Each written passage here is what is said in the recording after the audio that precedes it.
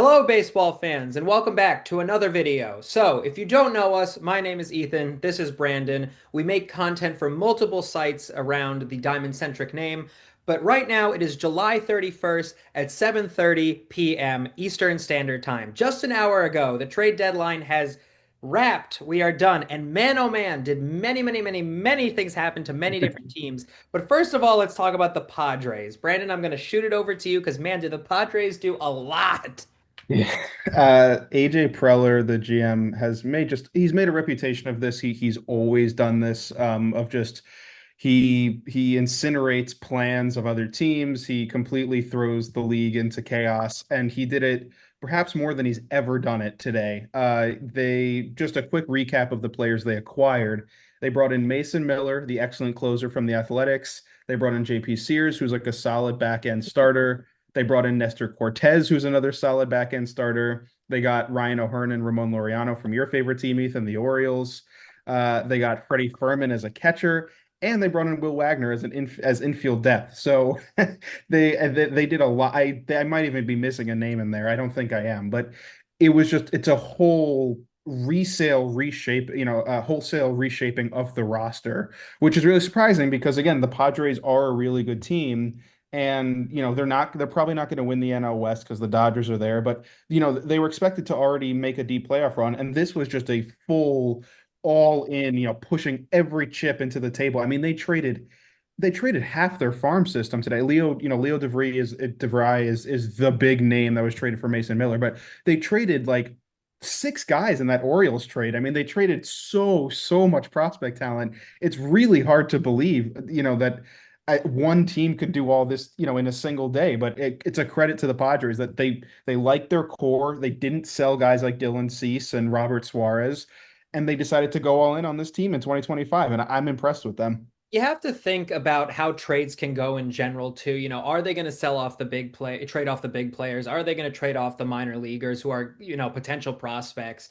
And excuse me, the Padres decide, let's get rid of a lot of prospects because we want to have upcoming good seasons. We don't want to wait for, the payoff to happen. And I think specifically, I'm just going to focus really on the two Orioles players for a second. Let's talk about Ryan O'Hearn first of all, the one and only all-star player that the Orioles got this year. I mean, he was an amazing first baseman for the Orioles. The Orioles unfortunately have been lacking this past season, but Ryan O'Hearn really was their knight in shining armor. So it seems like kind of a no-brainer for, the Padres to pick him up. And the same for Laureano. Again, he was a great outfielder. He's quite less known when it comes to, being a Baltimore fan. But again, to have another great defenseman for the Padres, again, it's a no-brainer. And to get rid of prospects, it's less risk, in my opinion, than getting rid of your all-stars at the end of the day.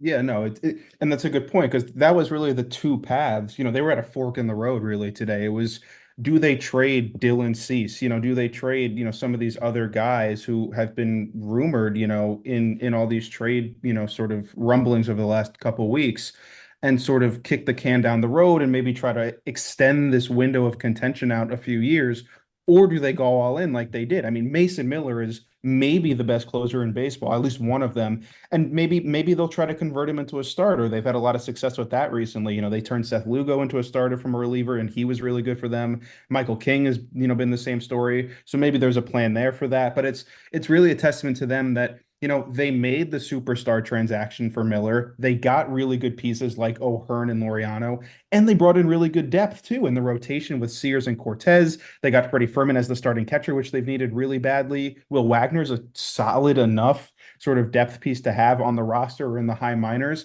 It's just one of those things where if you're gonna, make the big move like they did for Miller, you go all in, you commit to this team, and that's what the Padres did.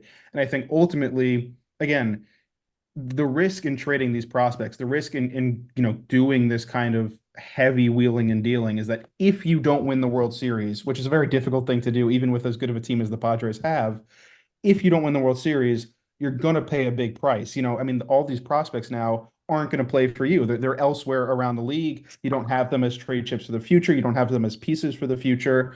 So I'll be interested to see, how do the Padres play down the stretch? Because now I think they are the team that is under the most pressure to win the World Series this year, which is not a great position to be in the same division as the Dodgers.